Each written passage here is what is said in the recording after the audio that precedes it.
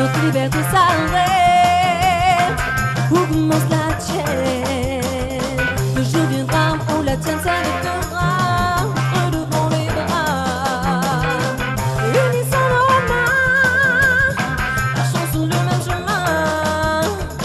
Unissons nos destins pour que nous mangeons à notre faim. Quand on sort la terre du purin.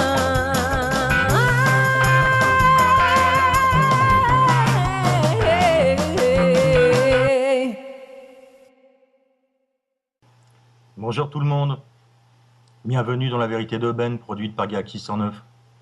Aujourd'hui nous recevons Oriane, journaliste d'investigation, citoyen, membre Anonymous. Bonjour Oriane. Bonjour Ben. Dans une époque où nous sommes confrontés au cancer et à d'autres maladies, parfois soignées, parfois survolées, comment voyez-vous la dramatisation qui défie l'entendement, le choc du diagnostic? Pensez-vous à une époque où règne la désinformation, que le choc du diagnostic peut passer pour un système barbare et un manque de compassion? J'ai tendance à dire que c'est anormal que de pareils gestes se fassent. Qu'entendez-vous par là? Désolé, j'ai oublié de rebondir par rapport à ce que tu as dit, je ne pouvais pas rester comme ça. Non, c'est parfait. Un médecin, c'est un humain. Et en vivant dans la troisième dimension, auquel je crois que nous sommes tous, bien, l'humain va agir ou réagir avec plus de clarté, de vérité, de lumière, ou avec une certaine direction associée au pouvoir et à l'ombre.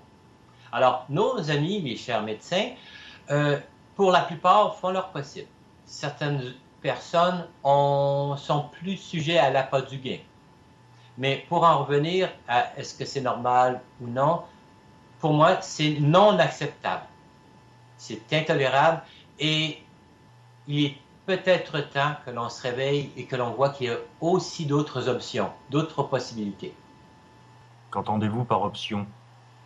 Bien, les options, si vous faites le minimum de travail de journaliste d'investigation, vous allez vous apercevoir qu'il y a quelques milliers de possibilités pour éliminer le cancer de la Terre très rapidement. Parmi les dernières qu'on a eues, on va donner l'exemple de la mélatonine, qui est une hormone sécrétée par le corps de la nuit. Alors, si on prend des concentrés de mélatonine, soit tirés du sang prélevé la nuit, ou simplement fait de façon artificielle, les résultats sont, à l'intérieur de moins de 16 heures, la présence de toute cellule cancéreuse dans le corps est éliminée. Si on prend, qu'on va injecter dans la région où se trouvent les cellules cancéreuses, le travail est encore beaucoup plus rapide et efficace. Pourquoi la médecine ne l'utilise-t-elle pas? Peut-être ne veut-elle pas l'utiliser ou peut-être qu'il y a des gens qui dorment. Que pensez-vous de l'effet nocebo? Pouvez-vous nous en dire plus? Bien, on va prendre l'exemple de l'effet placebo, qui est l'influence d'une pensée, d'une parole, d'un geste ou d'une action qui font croire à un client ou à un patient qu'on lui enlève son mal ou autre. Et l'effet nocebo, c'est totalement l'inverse. C'est de créer un impact émotif majeur chez un client ou un patient pour les médecins et de faire que le corps de la personne crée cette réalité. Si vous vous dites, Madame Tartampion, vous êtes atteinte d'un cancer magistral très, très rare. Il ne vous reste que 3 mois à vivre. Madame Tartampion, est-ce que vous avez fait vos papiers de succession? Alors, la personne est prise dans une situation où elle n'a pas le temps de penser. Elle est amenée directement dans une situation de panique auquel la personne va avoir affaire à une mort. Personne n'est prêt du jour au lendemain à faire face à la mort à l'intérieur de quelques jours ou de quelques semaines.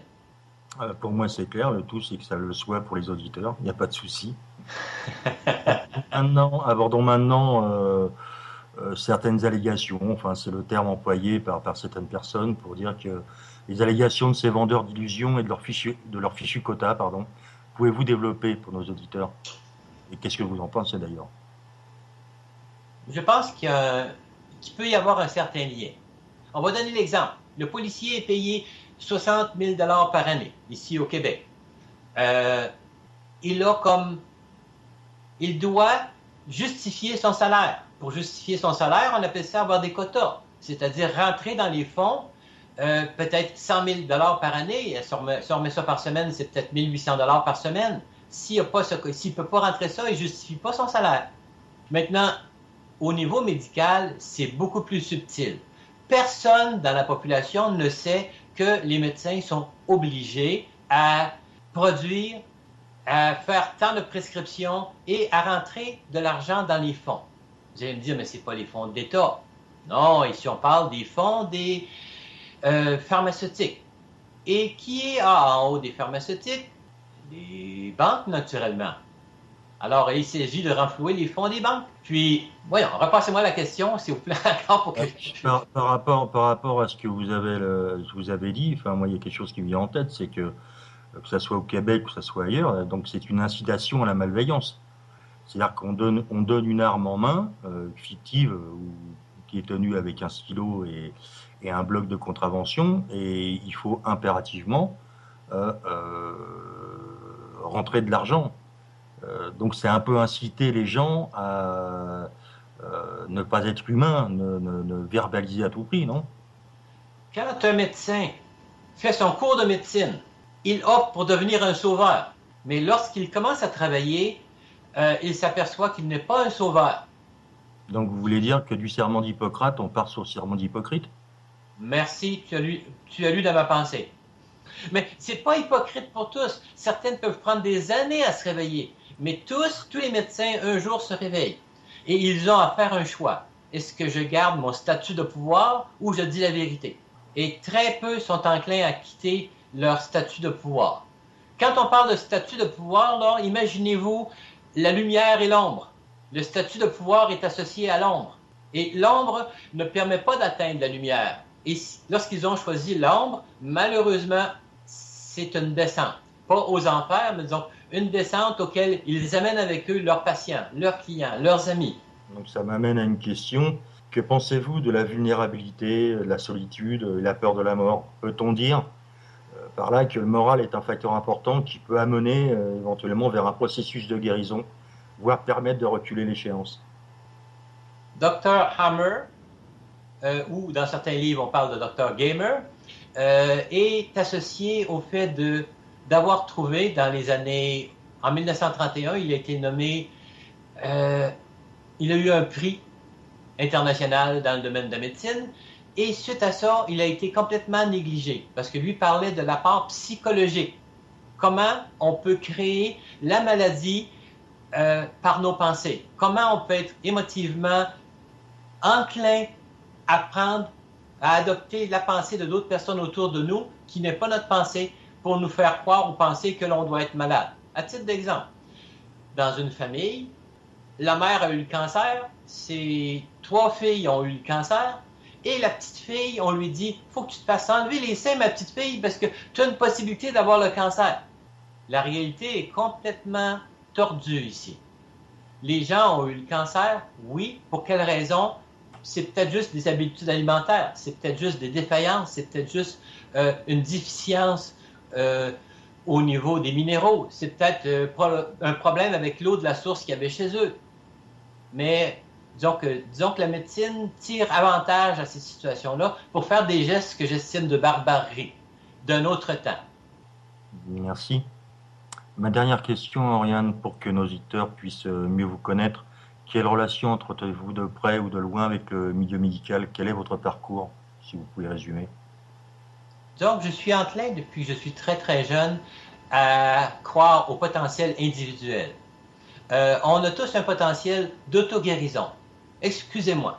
Lorsqu'un médecin dit qu'il va faire de la guérison par un médicament ou qu'un charlatan dit qu'il va vous faire de la guérison, c'est un tissu ou un champ de mensonges qui permet à une personne de se guérir et de s'auto-guérir par elle-même. Les produits sont des facteurs extérieurs aidants. Je suis d'accord, mais encore faut-il qu'à ce niveau-là, il y ait une certaine acceptation et qu'on accepte de laisser rentrer quelque chose. C'est pas évident pour tout le monde. Ben, ça c'est exact. Chaque personne est confrontée à ses propres décisions. Chaque personne crée sa réalité. Et lorsqu'une personne qui est dans un état sensible, un état vulnérable, on vient de lui annoncer qu'elle a le cancer, même si elle dit « je vais me prendre en main », toutes les personnes de son entourage vont dire « tu peux te fier aux médecins, ils sont bons. Tu peux te fier à la chimiothérapie, c'est excellent. » Excusez-moi, quand on lit attentivement puis on fait un minimum d'investigation journalistique, la chimiothérapie ne donne que 2% de chances de survie additionnelle. Oui, elle maintient en vie pendant 4 ou 5 ans, mais être malade comme un cochon, c'est pas d'être en vie. C'est d'être un légume en mouvement. Et Kesh, dans ses derniers tests, si vous ne connaissez pas Kesh, c'est un grand scientifique qui a inventé... Oui? Je vous rassure, je connais. Bon, quand on regarde dernièrement, une personne qui a le cancer, il y a un petit appareil qui travaille au niveau vibratoire et 3 secondes après, le cancer n'existe plus. Mais il y a un problème.